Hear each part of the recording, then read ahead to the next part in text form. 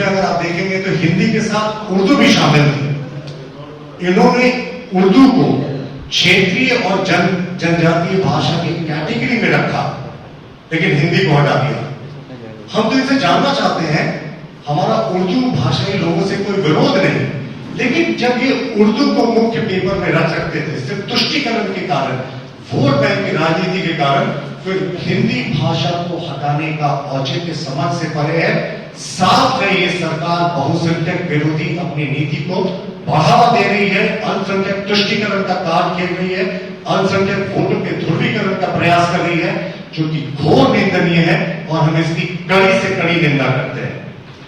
मित्रों, इसके बाद एक और जो मुख्य मुद्दा है वो ये है कि आप सब परिचित हैं कि पलामू गढ़वा का जो बेल्ट है उसमें भोजपुरी बहुत ज्यादा बोली जाती है, और अगर आप इस तरफ चले जाएं गोड्डा साहिबगंज के इलाके में तो अंगिका भाषा को भी बोलने वाले बहुत संख्या में लोग हैं। इस बार इन्होंने क्षेत्र विशेष के साथ भी अन्याय किया, यानी अलग अलग क्षेत्रों के साथ इन्होंने भेदभावपूर्ण व्यवहार किया और गढ़वा और पलामू के लोगों के साथ भोजपुरी को हटाकर अन्याय किया।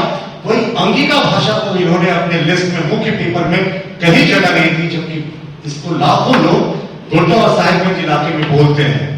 देखिए, इन इलाकों में एक हिंदी भी कॉमन लिंक है, लेकिन अब इनके पास हिंदी का भी विकल्प नहीं बचा। तो हिंदी, भोजपुरी, हिंदी, अंगिका बोलने वालों को इन्होंने एक तरीके से, जो झारखंड के मूलवासी हैं, खतियानधारी भी होंगे, उनको इन्होंने एक ही झटके में बाहर कर दिया। और हम बार बार कहते हैं कि ये सिर्फ और सिर्फ तुष्टीकरण की राजनीति का इनका खेला हुआ कार्ड है। ये पूरे प्रदेश में एक वर्ग विशेष के वोटों का ध्रुवीकरण करना चाहते हैं। अपनी मातृभाषा में आदमी अपनी पीड़ा को जितना अच्छा व्यक्त कर पाता है, अपनी चाहिदाओं को जितना अच्छा व्यक्त कर पाता है, उतना किसी दूसरे भाषा में व्यक्त करना थोड़ा असंभव है। इसलिए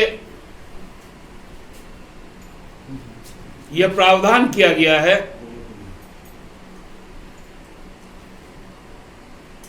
कि स्थानीय लोगों को स्थानीय स्तर पर ही नियोजन का लाभ। यह ऐतिहासिक फैसला है। साथ साथ जो कर्मचारी चयन आयोग है,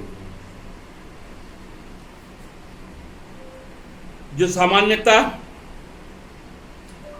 नॉन गेजेटेड पोस्ट का रिक्रूटमेंट और एग्जामिनेशन कंडक्ट करवाता है, उसमें दो तरह की परीक्षाएं की व्यवस्था थी। एक पहले प्रिलिमिनरी, दूसरा मेंस। हम लोगों ने देखा है अपने अनुभव से, पिछले 6 वर्षों में, पूर्व के कार्यकाल में, जो पीटी हो जाता था, जो असफल विद्यार्थी हो जाते थे,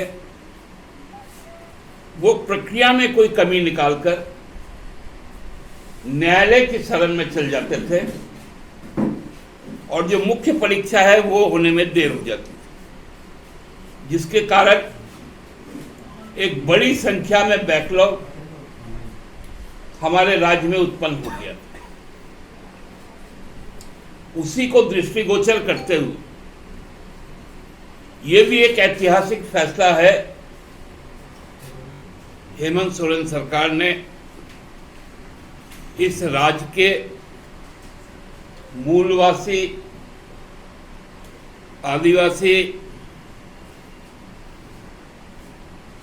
जो पिछड़े वर्ग है, जो दलित वर्ग है, उनके सम्मान की रक्षा के लिए एक ऐतिहासिक निर्णय लिया कि जिसकी नाभि गड़ी हो इस धरती पर, उसी को नौकरी में मिलेगी स्थान। हमारे कुछ भाई बहन जो सरकारी नौकरी में हो या किसी प्राइवेट ऑर्गेनाइजेशन में भी हो और राज्य से बाहर रह रहे हो, तो उनके बच्चे, चूंकि वो यहाँ के खतियानी मूलवासी हैं, आदिवासी हैं, दलित हैं, पिछड़ी जाति से हैं, तो उनका हक नहीं मारा जाएगा। अच्छा होगी जो फुल एंड फाइनल होगी, जिसका रिजल्ट अनचैलेंज्ड होगा,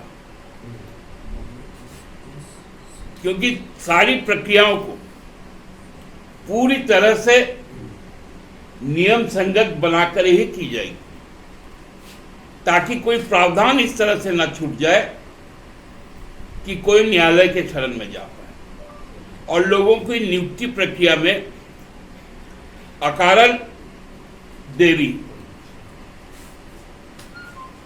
कल कैबिनेट ने जो सचिवालय संवर्ग के भी जो नियुक्तियां हैं और उनकी जो प्रक्रियाएं थी वो भी बहुत जटिल थी। उन जटिलताओं में स्थानीय स्तर पर लोगों को कैसे रोका जाए, इसकी